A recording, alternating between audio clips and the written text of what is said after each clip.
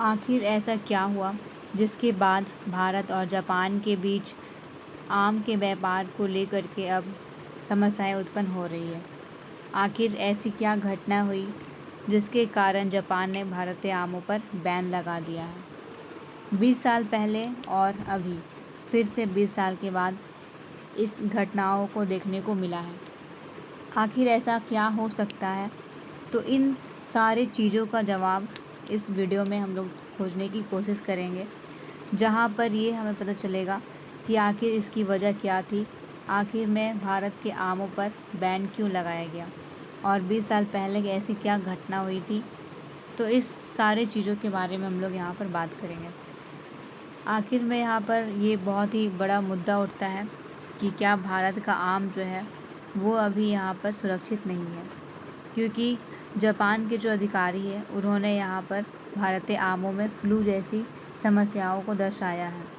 क्या भारत का यहाँ पर जो एग्रीकल्चर है, अपने फसलों का उत्पादन करने का जो सिस्टम है ये ख़राब है, या फिर इसमें कुछ ऐसी घटनाएं देखने को मिली है जैसे कि आमों में यहाँ पर कीटों का मौजूदगी देखने को मिला है, जहाँ पर ये आम में अंडा दे देते हैं और उसके बाद फिर वो पूरे तरीके से यहाँ पे आम को ख़राब कर देते हैं। और ये सबसे बड़ी गंभीर समस्या के रूप में जापान के सामने आई थी। खबरों में देखा जाए तो जापान ने भारतीय आमों पर यहाँ बैन लगा दिया है और 20 साल के पहले भी ऐसा हुआ था और आज फिर से यहाँ पर ये देखने को मिला है। आखिर ऐसा क्या होता है कि जिसके वजह से जापान ने भारतीय आमों पर बैन लगा दिया था। तो ये जो सिस्टम है, यहाँ पर वेपर्स हीट ट्रीटमेंट फैसिलिटी के बारे में बात किया जा रहा है, जहाँ पर देखा जाए तो ये जो सिस्टम है इसमें गंभीर कमियां को देखने को मिली है और जिसकी वजह से जो यहाँ पे वेपर्स हीट ट्रीटमेंट है इसमें जो आम का यहाँ पे जो प्रोसेस था उसमें यहाँ पर कीटों का प्रवेश को देखने को मिला है। खबरों में आई है कि ये फ्रूट फ्लाई का खतरा है, जो कि एक बहुत ही बड़ी खतरनाक कृषि कीट है और ये आम के अंदर में ही अंडे देते हैं, फल को ख़राब कर देते हैं और साथ में दूसरे देशों की खेती को भी यहाँ पर संक्रमित किया जाता है।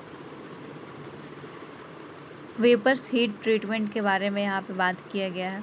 तो आखिर में ये क्या है, ये एक नॉन केमिकल है, यानी कि एक ऐसा प्रोसेस है जिसमें किसी भी तरीके का केमिकल का यूज़ नहीं होता है।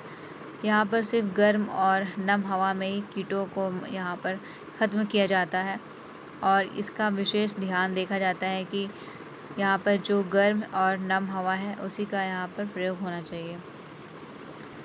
जापानी अधिकारी यहाँ पर अपने बयान को प्रस्तुत करते हैं। उत्तर प्रदेश के रहमानपुर फैसिलिटी में उन्होंने कहा कि यहाँ का जो आम है उसमें बहुत सारी चीज़ों की कमियाँ देखने को मिली है और ये कमियाँ जो है ये भारत के आमों को यहाँ पर पूरे तरीके से ख़राब कर देगी और फिर ये जापान में जाने के बाद वहाँ के जो व्यक्ति है या फिर वहाँ के जो संसाधन है उसे भी प्रभावित करेगी। तो इन सारी चीज़ों को देखते हुए उन्होंने यहाँ पर फैसला लिया कि भारत से अब यहाँ पर आम का जो आयात निर्यात है वो नहीं किया जाएगा। 20 साल पहले ऐसी क्या घटना हुई थी। यहाँ पर 1986 का बात किया जा रहा है, जब यहाँ पर भारतीय आमों पर प्रतिबंध लगाया गया था और उस समय भी कारण था फ्रूट फ्लाई कैंसर। लेकिन फिर 2006 में यहाँ पर इस बैन को यहाँ पर हटा दिया गया था और इसका यहाँ पर देखा जाए तो जो वेपर्स हीट प्रोसेस है ये प्रोसेस आ गई थी, उसके वजह से ही फिर ये बैन जो है वो हटा दिया गया था। किन भारतीय आमों पर असर पड़ेगा, जैसे कि यहाँ पे जो आम का यहाँ पे व्यापार है उसे अब नहीं किया जाएगा, तो उसके तहत भारत में यहाँ पर जितने भी आम के प्रकार है तो उसमें यहाँ पे समस्याएं उत्पन्न हो सकती है, जैसे कि अल्फोंसो, केसर, लंगड़ा, बंगान पाली, ये कुछ ऐसे यहाँ पे आम के नाम हैं जो कि यहाँ पे प्रभावित हो सकती है। भारत की एग्री जो कल्चर है उसके सेक्टर पर क्या क्या प्रभाव पड़ेगा। एक्सपोर्ट फार्मर, जैसे कि यहाँ पर जितने भी एक्सपोर्ट फार्मर हैं उन्हें अनेक नुकसान का यहाँ पे सामना करना पड़ेगा। जापान के प्रीमियम मार्केट माना जाता है जापान को, और यहाँ पर अगर आम अधिक कीमत पर ना बिके तो फिर बहुत सारी समस्याएं उत्पन्न हो सकती है। जापान जो है ये बहुत ही अधिक कीमत पर आम को ख़रीदता है और जिसकी वजह से एक्सपर्ट ग्रेड मैंगो फार्मर को सीधा यहाँ पर लाभ होता था, लेकिन अब यहाँ पर नुकसान देखने को मिलेगा। डोमेस्टिक मार्केट में ओवर सप्लाई, जो आम एक्सपोर्ट होते थे अब वे घरेलू बाज़ार में आएंगे, कीमत जो है वो गिर जाएगी और फिर किसने की एआई कम हो सकती है। ये लाइन यहाँ पे गलत है, यहाँ पर ये बात कहा गया है कि किस तरीके से यहाँ पर जो आम का यहाँ पे जो प्रकार है उसमें कमी देखने को मिलेगी और जो किसान है, किसानों की यहाँ पे जो आय है उसमें यहाँ पे कमी हो सकती है। तो यहाँ पर ये किसान से यहाँ पे संबंधित है। अगर डोमेस्टिक मार्केट जो है इसमें ओवर सप्लाई होगा तो किसान जो है वो अपने जो फसल है उसे कम कीमत पर बेचेगी, तो फिर उसे यहाँ पर अपनी आय में किसी तरह का यहाँ पे प्रॉफिट जो है वो देखने को नहीं मिलेगा, तो फिर वो कम हो सकता है यहाँ पर। क्वालिटी गवर्नेंस पर यहाँ पे सवाल उठ सकता है।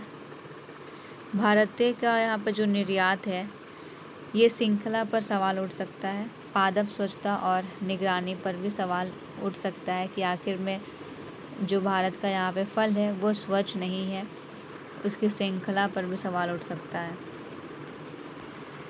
क्लाइमेट चेंज का कनेक्शन, आज का जो अभी हमारा वर्तमान में जो यहाँ पे मौसम चल रहा है 2026 में अगर देखा जाए तो हीट वेव और सबसे बड़ी यहाँ पे एल नीनो का इफ़ेक्ट जो है ये बहुत ज़्यादा क्लाइमेट को प्रभावित कर रहा है और इस क्लाइमेट के प्रभावित होने की वजह से ही आमों पर भी या फिर जितने भी फल हैं उन सारे चीज़ों को भी यहाँ पे नुकसान हो रहा है।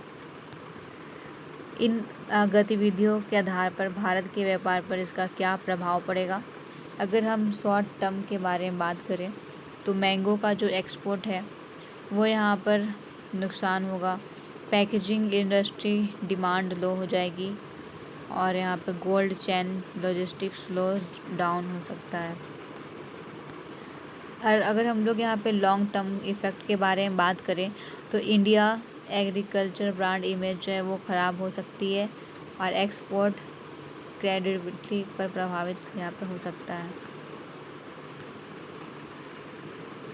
इन गतिविधियों के आधार पर जो यहाँ पे संबंधित देश है उस पर भी सवाल उठेगा, जैसे कि जापान पर देखने को मिला है। प्रीमियम इंडियन आम सप्लाई कम होगी और अंडर नेटिव सोर्सिंग यहाँ पे बढ़ाई जाएगी। जितने भी प्रतिस्पर्धी देश है उन्हें फ़ायदा होगा, क्योंकि अब भारत से लगभग यहाँ पर देखा जाए तो बहुत सारे ऐसे कंपटीशन यहाँ पे आ चुके हैं। थाईलैंड, मैक्सिको, फिलीपींस और पाकिस्तान ये कुछ ऐसे देश है जो कि यहाँ पर व्यापार से संबंधित यहाँ पे अच्छे खासे पोजीशन पर है। भारत को इन सारे समस्याओं से उलझने के लिए क्या क्या यहाँ पे प्रयास करना पड़ेगा।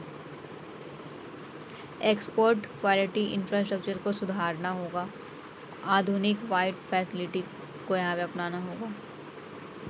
एआई आधारित जितने भी कीट है उनका यहाँ पे पता लगाना होगा। सख्त पौधे स्वच्छता मानक, इंडिया कंपनी को वैश्विक एसपीएस मानक विश्व व्यापार संगठन के स्वरूप संबंधी यहाँ पे उपाय के लिए अनुरूप से यहाँ पे काम जो है वो करना होगा, ऐसी बयान सामने आई है।